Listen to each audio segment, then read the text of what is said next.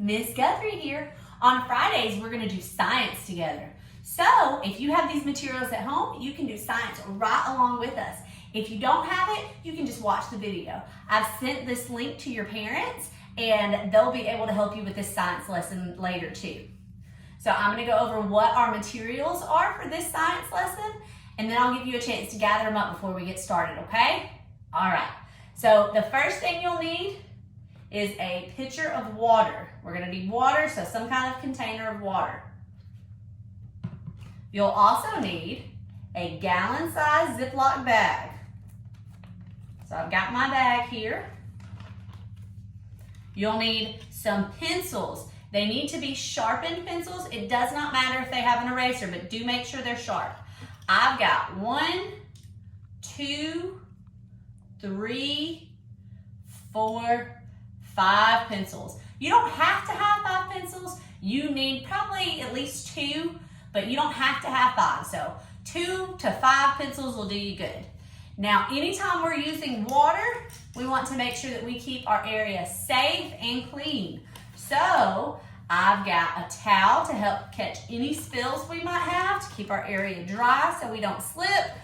And I've got a bucket to help catch the spills too. All right, so you guys can go gather up your materials. You can pause the video, and when you come back, we'll get ready to get started.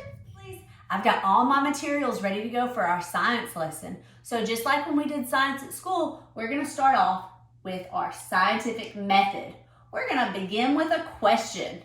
So my question to you is, what do you think will happen if we pour our water into our bag and then we take our pencils and poke them through the bag?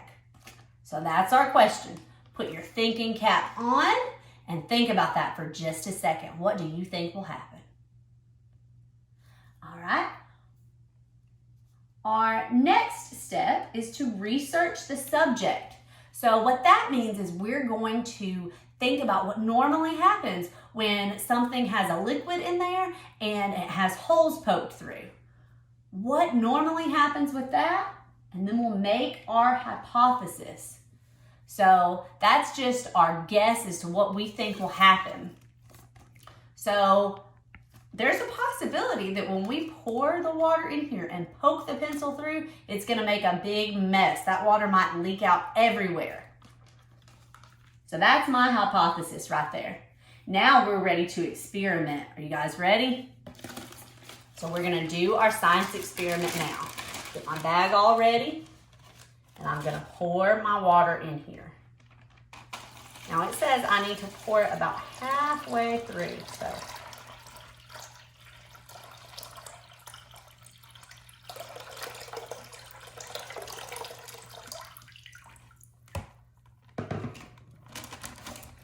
Got my water in there. I'm going to zip it up.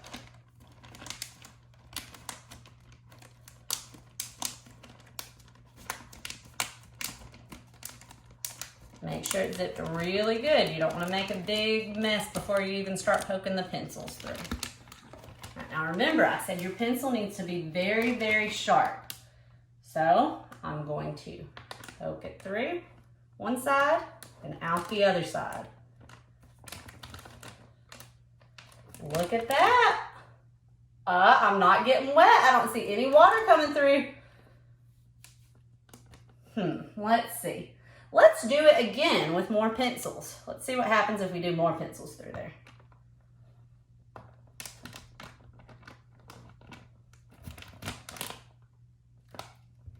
We've got 2 pencils in.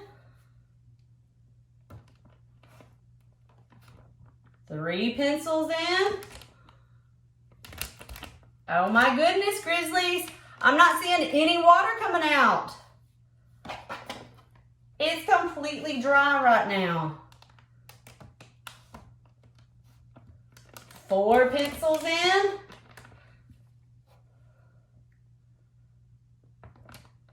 Here's our last one. 5 pencils in. They're all the way through there. I don't see any water coming out of that bag. It's completely dry. All right, I'm going to set it down right here.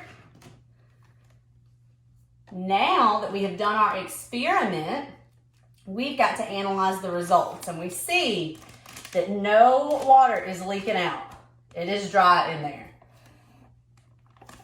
So I conclude that it does not leak out.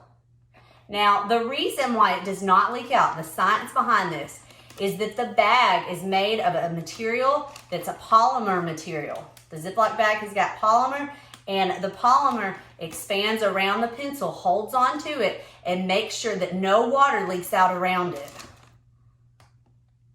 All right, that's our science.